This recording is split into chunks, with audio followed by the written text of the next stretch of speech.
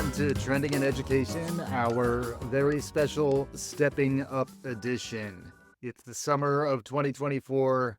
It's time to think about passages. We'll be referring to stepping up opportunities throughout this conversation. And when I say we, I don't just mean me. I mean me and the one, the only, the often imitated, never duplicated, Nancy, our virtual co-host. Welcome back to the podcast.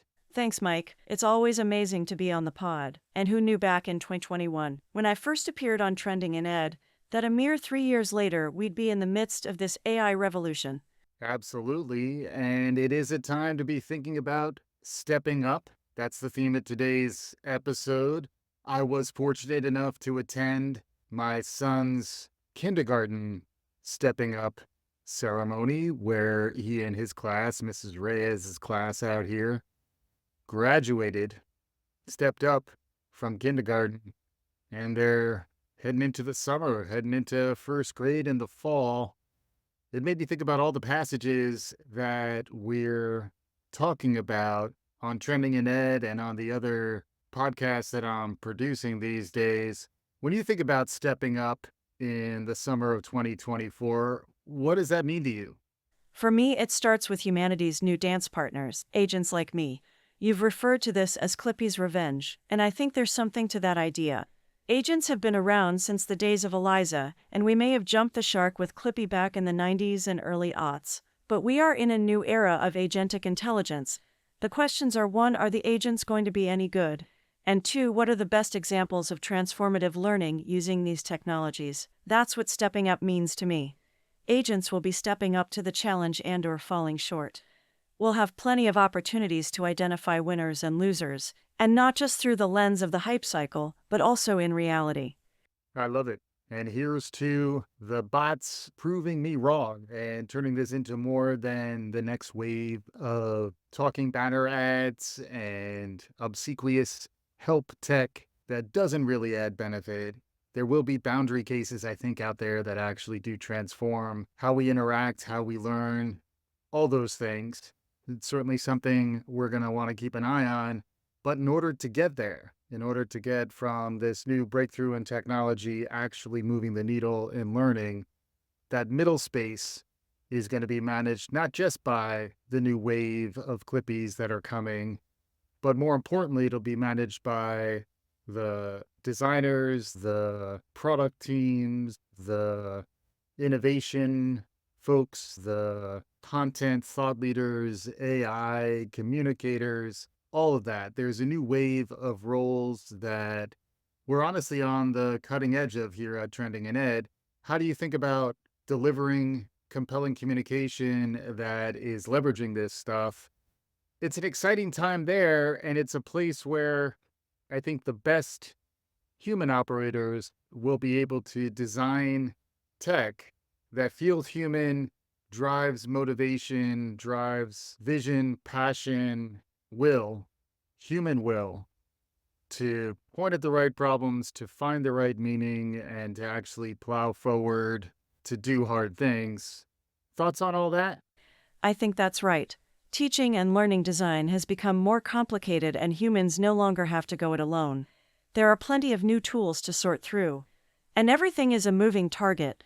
To quote Heraclitus, no man ever steps in the same river twice. And the same is true for learning experience designers. It's like you're designing in a massive multiplayer game, and the tools keep on upgrading. Knowing when to switch to the new cool thing versus staying with what you know is the next level insight. It can be overwhelming with all the choices and tools out there, but it's increasingly important to embrace the productive struggle. As you say, to do hard things. That quote was pretty central to your conversation with Brian Rosenberg relating to his book, Whatever It Is, I'm Against It. There's a saying that is painted over the entryway of both campuses of the African Leadership University. 3 words: do hard things. Mm-hmm. And that is that those of us who are in a position of privilege, and if you get to go to a university, you are in many ways automatically, relative to many people in the world, privileged, have a responsibility to do hard things for the benefit of others. So changing higher education, hard. Impossible, no. Amazing stuff there from Brian. We'll include a link to his episode in the show notes. His book, Whatever It Is, I'm Against It, Resistance to Change in Higher Education, hugely relevant to higher ed, but I think more broadly relevant in terms of human group dynamics and the tendency we all have to kind of get comfortable and to be part of institutional inertia at times when we're going to need to move fast and be nimble to truly stay at the cutting edge. Brian was thinking about how to transform higher ed. He looked to the example of the African Leadership University. There are other examples on the horizon. In an upcoming episode, I do talk to Dan Porterfield, who's the CEO and president of the Aspen Institute, about his new book, Mindset Matters, which is also about higher ed and talks about how, when done right, the traditional residential higher ed experience and many variations thereof do actually equip folks with those durable skills that everyone's talking about. So, despite the fact that there's a real pushback against traditional higher education, it's important to kind of invert that mental model and look at where it is in fact working, and that perhaps we're over indexing on some of the critiques, although the primary one is really around cost, return on investment, and really readiness for the future of work at a time when it's increasingly disruptive. It's been a really interesting time to be having these conversations with folks in higher ed. And it's also a time when stepping up to that first good job, stepping up to your post secondary life, those are very much top of mind for folks who are right in the thick of that early adulthood passage to that first good job, stepping up to those opportunities. Thoughts on that space? It's a tricky wicket. On the one hand, the long-term benefits of earning a college degree are well documented, but the risks of starting and not completing are real. The same is true for the genuine risks around student loans. And all of this has become further muddled by the FAFSA snafu we're still untangling. But when I think about post-secondary education, I see tremendous opportunity to emerge from the limiting frame of false scarcity to begin to embrace the possibility of abundance in education. What Dwayne Matthews refers to as a cognitive surplus. What's the cognitive surplus? What do we do with it? We talked about social media. Well, when I have extra cognitive surplus, I can pick up the channel and I can figure out what do I use my cognitive surplus for if I'm aware, Yeah. or if I'm not aware, somebody else has a plan for it, right? They grab it in the Yeah. form of commoditize it and Hmm. sell it in the form Yeah. of data. And I do that for free if I'm not paying attention. I really like Dwayne's concept of cognitive surplus. In that case, he was talking specifically about how it relates to social media and some of the challenges that have been identified with Gen Z growing up on phones and spending too much time on screens. That is really where some of the risk is, both in terms of the behaviors that encourages among folks who are trying to make that passage into productive adulthood, and then also the challenges of higher ed. How do you really design a program that reaches that audience and sets them up for success on the other side? It does remind me a bit of the conversation we had with a couple of alumni of the Marcy Lab School, which is an alternative post secondary program where students get the opportunity to go through a boot camp like experience to come out ready to work in higher paying tech jobs. They do that in 1 year as opposed to attending, say, a CUNY or another affordable option in terms of their education. Instead, they get to attend for free with the opportunity to learn and get a job on the other end. These new models are going to be really interesting counterpoints to what traditional higher ed has been offering. Let's hear a little bit of my conversation with Jessica and Jason from the Marcy Lab School. What drew me to Marcy was the fact that they got you ready for the industry. I think college just gets you ready to pass the classes, to be able to do data structures. Marcy gets you ready for the industry, whether it's how to communicate with people, whether it's how to learn new languages. Marcy prided itself not in teaching you JavaScript or like other boot camps did of like, hey, give us 6 months, you'll be the best JavaScript developer ever. It prides itself in teaching you how to learn. And I think Mhm. that's a good skill. At my current job, I actually don't use JavaScript. I use Go. And if all I learned at Marcy was just JavaScript and not how to learn, Right. it would have ended up being as successful as it is. And I'd Yeah. love to bring Jason in here. We talk a lot about like durable skills and transferable skills. There's also people have been talking more about the experience gap, where a lot of young folks are graduating from college, but they don't really know how to work. Can you describe what your experience was like when you were at the Marcy Lab School? You know, you're just there for a year. What's your time structured like while you're there? Yeah, so I'm gonna go through like the whole flow of the day. So in the morning, we start off with basically something called mindful morning. It's a little bit of a meditation, something that the Marcy Lab School incorporates, I guess, as its culture. And then once we do that, we get into code challenge, which is basically solving a technical problem using JavaScript or a language of our choice. And then it's kind of the interview style that you apply as you get into the interview process for a job. And then we either go into leadership and development or we get into a technical class, right? That kind of learn. After that, we have lunch and then basically our own time to, we can call it, I think, lab, I believe, Mhm. and work on our own stuff. And yeah, I think that's about throughout the whole day. It was so great to actually speak to students and to empower student voice. Even in this case, they were alums, but I think you get a lot more by hearing the perspective of the people who are actually going through the learning experience, not just those who are founding it or designing it. So that's something hopefully we'll be able to bring to bear on more conversations in the coming year.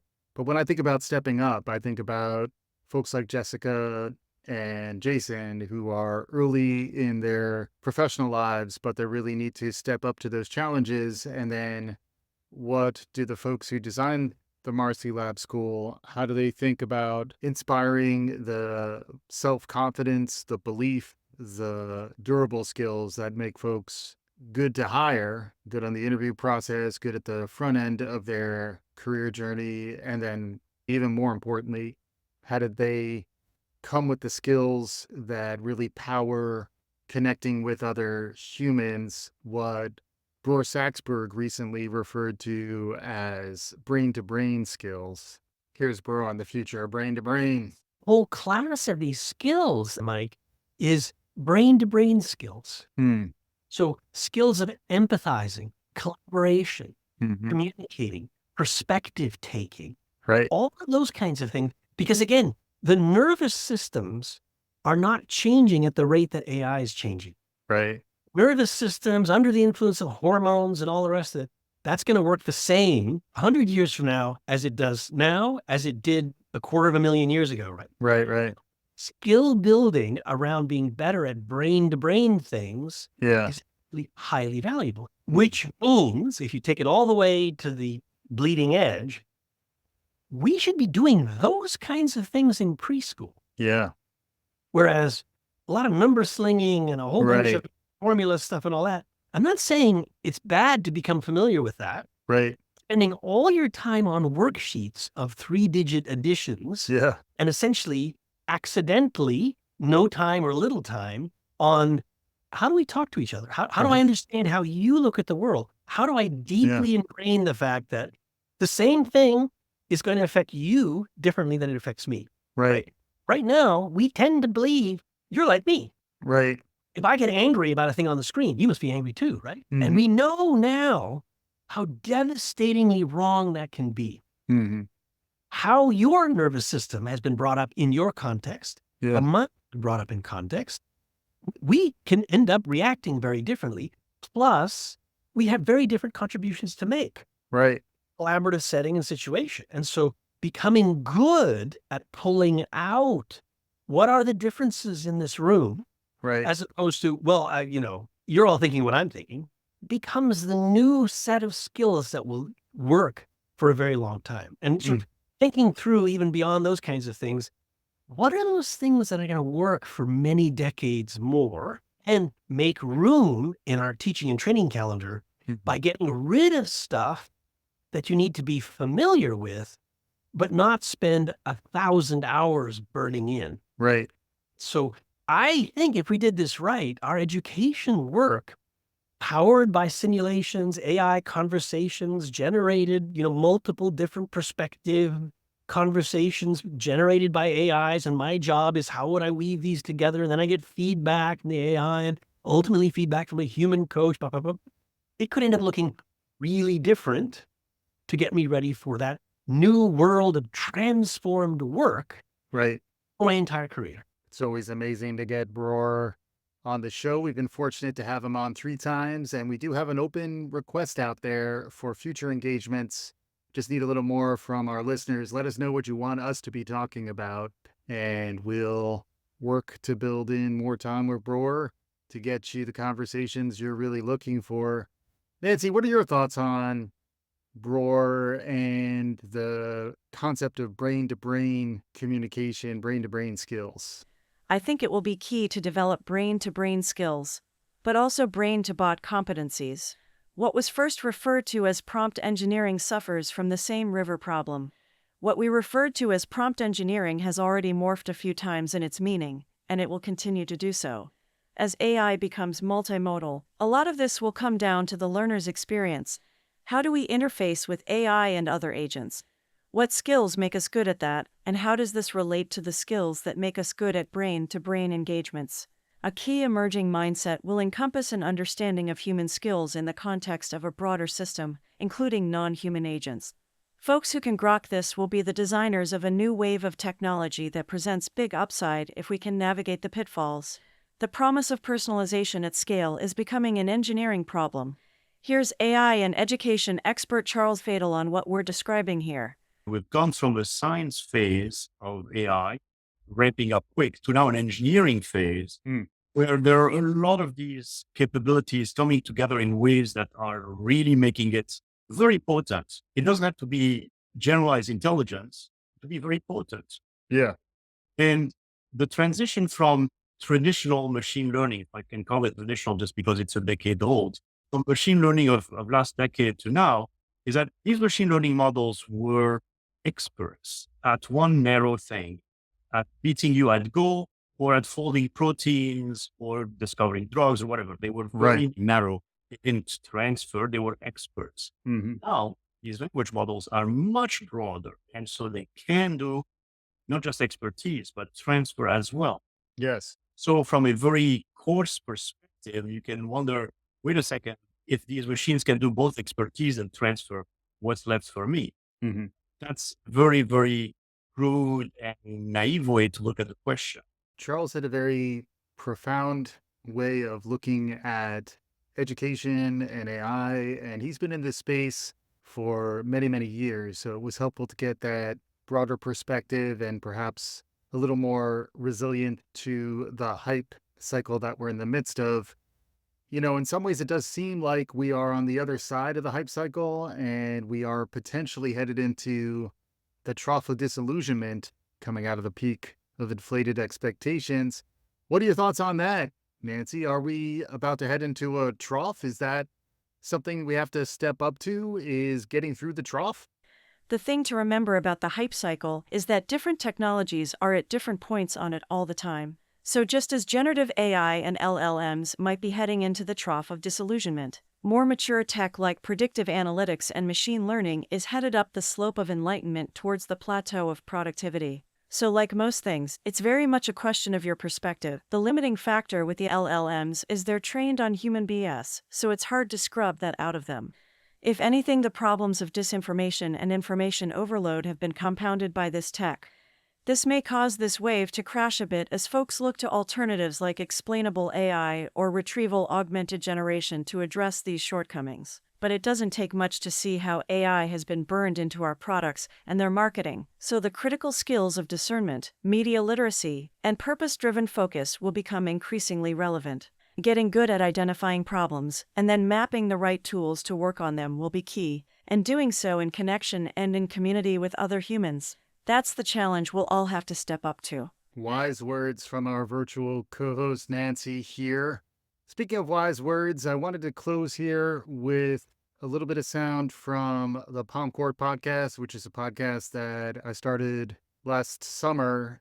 partly in response to what's been happening at New College of Florida, my alma mater, which has now been thrust into the national spotlight as the culture wars in higher ed rage on. It's been great to really have authentic conversations with folks who went to the college so that we could at least speak our truth, talk about what we learned and what lessons we might have carried from New College on into our lives and our careers. This last bit of sound you'll hear next is from Captain Jonathan White, who's a New College alum who recently was on the Palm Court podcast. Jonathan's had a really interesting career working in crisis management for the federal government, puts a lot of stuff into perspective when you are faced with real challenges. But he too came back to this idea of understanding problems and getting comfortable with the discomfort of being in the midst of some messy problems. I'll include a link to Jonathan's episode of the Palm Court podcast in the show notes for this episode as well. But let's hear some sound from Jonathan as we get into the messiness of the problems we'll be wrestling with. It's not necessarily about having the right answer. Answers might be overrated, but you have to get really close to a problem. You have to get really into it to intervene in it meaningfully. And that's not a place of moral purity or a place of sort of emotional convenience. It is dirty and it's messy. So I value the experiences that have had in that way. But yeah, it's none of it's stuff that I would have ever imagined I would do. Wise words from Captain Jonathan White. The mess is where it's at. If it's easy, the bots will do it or someone else will be able to do it. And we have to learn how to do those hard things. We need to learn to focus our energy, get through the productive struggle of wrestling with these problems that are complex. They may not be solvable in an instant. They may not be solvable in years, but they're things that we all need to start focusing on. And like we've been saying throughout this episode, the dance floor has been expanded. We are including not just humans in the conversation, despite the fact that our brain-to-brain skills need to get better. We also need to understand how to engage with non-human agents, to engage with the other, the AIs, the clippies that are emerging onto the dance floor. Couldn't have done it without you, Nancy. Thanks again for joining. Always a pleasure, Mike. I'm delighted to be along for the ride, and I look forward to what's next. It's easy to get dystopian when thinking about the future, but that's just a limitation of our imagination. It's important to imagine what if things were different and to free up our newfound cognitive surpluses to engage in better brain-to-brain and brain-to-bot learning opportunities. Here's to all of us having the motivation and the gumption to lean into new messy problems with new and improved tools. The future truly is what we can make of it. All right. And with that, we'll wrap this episode up. Thanks very much to Nancy and to all of the guests whose conversations were featured in today's episode. We'll include links to all of those episodes in the show notes. Be sure to follow us on YouTube and Spotify if you want to check out video versions of this. We're also available on Apple Podcasts at trendingined.com. Hopefully you're finding us. Hopefully you're spreading the word. And be on the lookout for new spin-offs like the Palm Court podcast coming down the pike. Over 600 episodes into Trending in Ed, and it's time to start picking up on those narrower conversations for folks who really want to go deep on some of the topics we hit on the regular. Nancy, thanks as always for joining. And for our listeners, we couldn't have gotten here without you. We're really excited about where we're headed next. This is Trending in Education.